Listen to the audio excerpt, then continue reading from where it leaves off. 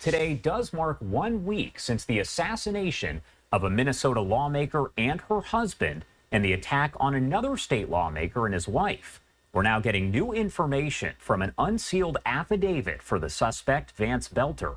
The FBI explaining early in the investigation that Belter visited the homes of 4 Minnesota lawmakers during his, quote, spree of violence on June 14th. The affidavit, obtained by our Fox 9 Minneapolis team, details how the suspect dressed as a police officer and shot those who answered the door.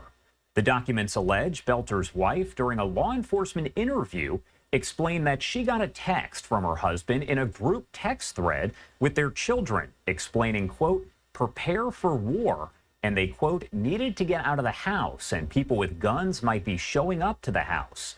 FBI investigators determined that Belter and his wife were apparently, quote unquote, preppers who prepared for major or catastrophic incidents, and that Belter gave his wife a, quote, bailout plan in the event of an extreme circumstance. The agent explains how Belter got into a gunfight with Brooklyn Park police, ran off, and ditched several items, including a ballistic vest, a face mask, a flashlight, a pistol, and pistol magazines. I want to discuss all of the new information that is coming in from those documents. We do have Scott Duffy, a friend of the show, retired FBI special agent, also the director of training for the Center for Law, Justice, and Society at Wilmington University. Thank you so much for taking the time, as always, Scott, to be here with us bright and early on this Saturday. Yeah, good morning, Josh, and thank you for having me on.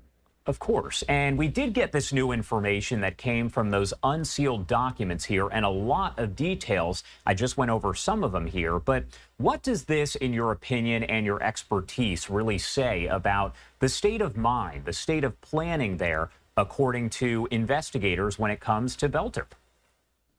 Yeah, so this suspect, Vance Belter, as they have named in the affidavit, and then subsequent location of the suspect, as well as the charging, it says a lot. It says that this individual, that as I've read the affidavit, like so many, that on June 9th, started these purchases for some of the things that they had obtained, that is law enforcement obtaining by way of evidence, a little more or about a week before. Who knows how long before that, and law enforcement will be able to do that through going over all his digital footprint. But it says that this individual really intended to and planned out, as well as executing his plan to harm, to murder, to intimidate, everything that is in the charging document with relation to this federal interstate and stalking charge that is not used that often in the federal system. And then ultimately this one resulting in injury and in death. Impersonating a police officer, when you talk a little bit more about that, because we have seen some of the images here of the vehicle that investigators say he was using. So what does that indicate about intent and preparation to take the time, according to investigators, to disguise yourself as a police officer, assuming that the people who come to the door are going to answer it for an officer of the law? Yeah, two things on this, Josh. Not only acquiring such a vehicle, and you could acquire a vehicle through some sort of auction or used car dealer that deals in used police cars, but to go through the effort to get these lights packaged, to be able to simulate the police on a license plate, to remove the license plate that's supposed to be on there and put police. We here in my area don't have those where you have the word police, but I assume this individual knows what the police car looks like and perhaps has police on the back of those registrations. So it says a lot about his intent, his mindset, really setting on doing this. The second thing that's really disturbing is that he chose a law enforcement uniform, a law enforcement impersonation, because law enforcement is there for the exact opposite of what he had done. They are to cause public safety. They are there in a person's worst moment. And so when you are in a panic mode and you see someone in a uniform, that gives you some sense of calmness and peace. And for this individual who was going out and doing what he had set out to do in the disguise of a police uniform really says a lot, I think, about the derangement, the cold heartedness, and ultimately, you're setting a domino effect across the law enforcement community.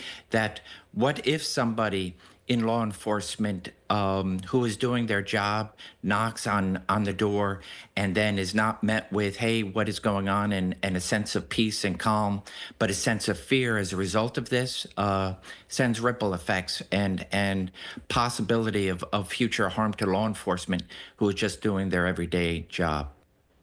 When we talk about this unsealed affidavit, it did have a lot, as I mentioned, of new details there. And part of it does explain that Belter was apparently a prepper along with his wife, as well as having a quote unquote bailout plan for his wife if things got catastrophic, if there was anything serious that did happen. What does that say about maybe his perception of the world when it comes to threats? Yeah, so preppers and similar mindsets of people who store food, who have an escape plan in the event that there is some sort of outside attack on the United States or within your community. Every day being aware of your surroundings and so forth. Perhaps these individuals with this mindset take it one step above, but they are planning for to secure their family in the event that something bad is to happen, right? And of course, taking on the name of a prepper. But to reiterate, this is not somebody, especially when we see in the affidavit that text about, hey, put the plan in place. I went to war. This is somebody who went to war on individuals. This is somebody who brought on that catastrophic set of events, and as opposed to reacting to an outside force and securing his family. So he himself put everybody in danger, his family, and then of course the individuals that he stalked and hurt and caused death to. That is the suspect right there on your screen. You're also seeing the photos of the lawmakers who were shot, and unfortunately, one lawmaker assassinated, according to investigators. Her husband killed as well. How important are maybe geolocation data, financial records? The documents go into all of that here. How important are they when you talk about tracking these fugitives? Yeah, the technology that we have today that law enforcement is able to secure for its investigations is as vital as the horizon of DNA and fingerprints and all those excellent pieces of physical evidence. So we are seeing that just about everybody has some sort of phone tracking capabilities. And for law enforcement to be able to use that, as I've seen in the affidavit, here they were able to track family members, track perhaps co-conspirators, witnesses, and then ultimately finding out that he had quite a few phones and leading to additional witnesses in order to be able to put this individual in their sights and be able to get on him and hands on him within a matter of days. My last question here before I let you go. I did want to ask, does it change anything about the operation of the investigation itself when you're talking about a lawmaker versus someone else? Is that different when you have the governor essentially saying that this was a targeted political assassination?